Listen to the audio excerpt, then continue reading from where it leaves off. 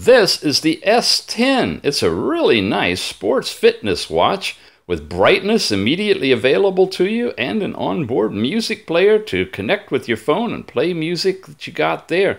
You've got a device where you can set it to twist your wrist to see the time, a stopwatch, reset capability, and shutdown.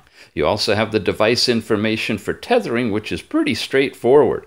You also have the weather in the current area and the date right along with it. You have last night's sleep information, push notifications, and a health section that when you come in here will let you monitor your heart rate, your blood pressure, or your blood oxygen. Plus, tethered to the app, you can do those measurements remotely.